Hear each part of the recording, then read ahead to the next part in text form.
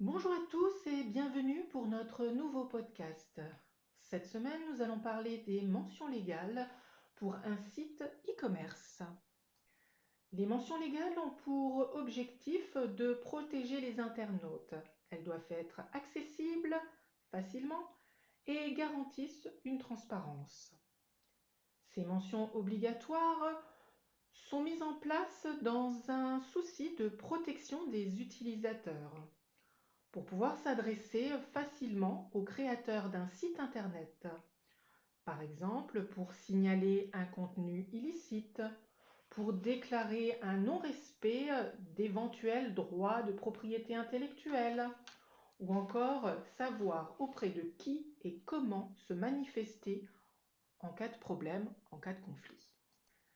Ces mentions légales représentent la carte d'identité de votre société, l'entité propriétaire d'un site, en accord avec ce que prévoient différents textes de loi, tels que la loi Informatique et Liberté de 1978, la loi Confiance dans l'économie numérique de 2004 et le règlement général sur la protection des données de 2018.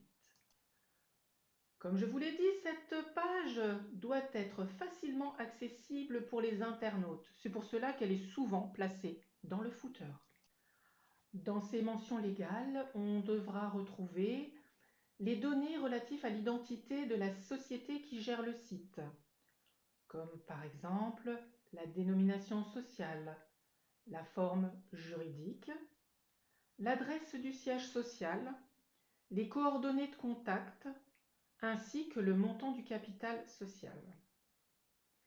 Les données administratives, alors pour là, on aura le numéro d'inscription au registre du commerce et des sociétés, RCS, pour les activités commerciales, ou l'immatriculation au répertoire des métiers, RM, pour les activités artisanales, ou les deux dans le cas d'une activité mixte.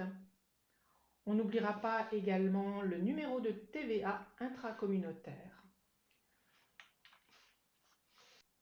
Il faudra également indiquer le responsable de la publication, qui est le garant de tout ce qui est publié sur le site. Nous devrons également parler hébergement. Les informations sur l'hébergement du site, le nom ou dénomination sociale de l'hébergeur, par exemple OVH, Planet Hoster, etc. Son adresse et son numéro de téléphone. Les données propres aux activités réglementées, le nom et les coordonnées de l'autorité ayant délivré une autorisation d'exercer. N'hésitez pas à ajouter un lien vers vos conditions générales de vente. Attention, tout manquement à cette obligation d'afficher les mentions légales peut vous rendre passible d'une peine de prison et d'une amende.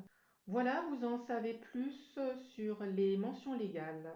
Si vous avez un doute, une question, n'hésitez pas à nous contacter sur notre site etouline.fr. À bientôt!